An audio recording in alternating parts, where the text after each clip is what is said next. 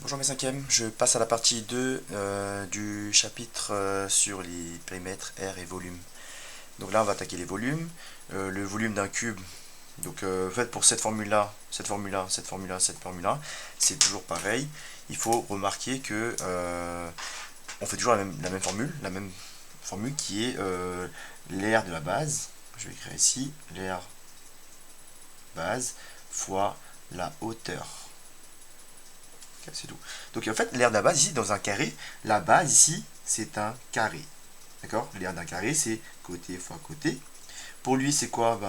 Peu importe si c'est un carré ou un rectangle, peu importe, ok. Dans tout cas, que ce soit un carré ou un rectangle, et ben on va faire, par exemple ici, ça serait, on va dire que là c'est grand L, là c'est petit L, et ben on fera grand L fois petit L. Parce qu'en bas, ce sera un rectangle, ok. Si effectivement c'est un carré, ben vous ferez côté fois côté, ça ne changera pas votre formule, c'est bien cette longueur-là fois cette longueur-là, comme un carré. Ça fois ça, là vous allez bien faire ça fois ça. Pour un cylindre, la base ici c'est un disque. Donc l'aire d'un disque, pi r au carré. Ok. Et pour de manière générale, pour les prismes droits, parce que ça ce sont tous, on va dire que ce sont des prismes droits, c'est la même formule pour les 4 ici. C'est la formule, la voici, c'est celle-ci de formule là. D'accord. Donc là, peu importe, en fait là, il faut toujours s'adapter à ce qu'il y a en bas, à la figure d'en bas. Si c'est un triangle, on prendra l'aire d'un triangle. Si c'est un cercle, un disque, pardon, on prendra l'aire d'un disque, et ainsi de suite. Donc là ici, peu importe la forme, et si par exemple c'est base fois hauteur divisé par 2, puisque c'est un triangle, et je ferai base fois hauteur divisé par 2. Ok. Et là après vous multiplierez par h. Je mets ça en vert pour que vous voyez bien. Hop. Et la hauteur h, la voici. La hauteur h, la voici. La hauteur h, la voici. La hauteur h, la voici. Fois h, fois h, fois h, fois h. Ok. Faites bien attention ici. Ce petit h là en rouge, c'est la hauteur du triangle. D'accord. Donc si par exemple j'ai choisi ça comme base, la hauteur elle est là. Là c'est petite hauteur rouge. Ok. À ne pas confondre avec la hauteur du solide. Ok. Hauteur de la figure plane qui est toute plate ici, c'est la base. Et c'est en rouge ici, ça c'est en rouge, ok. En vert c'est pour mon solide, en vert, ok. Ça c'est la formule pour ces quatre là. Donc là, en fait, vu que dans un cube, vu que la hauteur, c'est la même longueur que les autres côtés, ce h là il vaut c.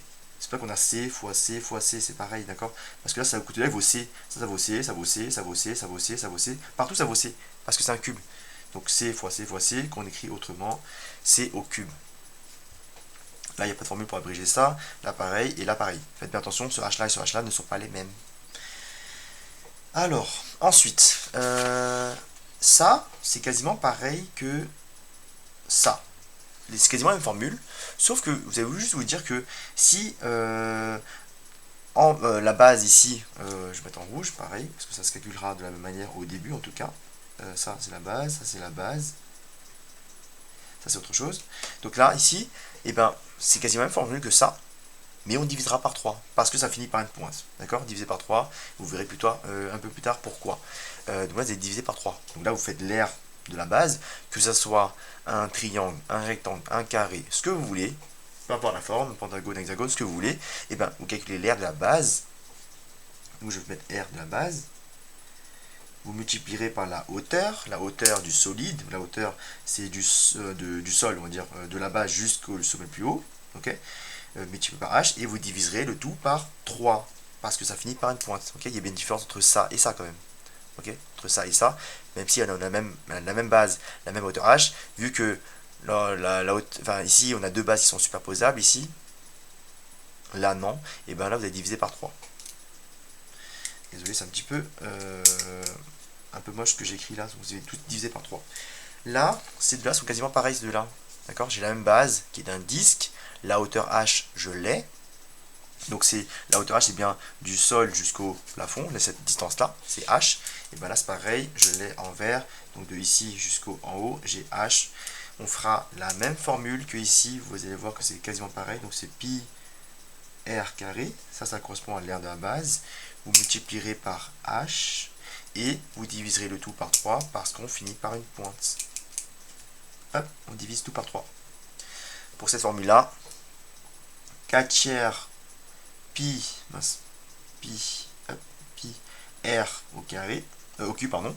Soit vous écrivez comme ça, soit vous écrivez dans le livre aussi, c'est pareil, ils ont écrit que c'est 4 pi r au cube, ou r fois r fois r, et on divisera le tout par 3. Ça revient au même. Voilà à peu près ce que vous voulez savoir sur les volumes.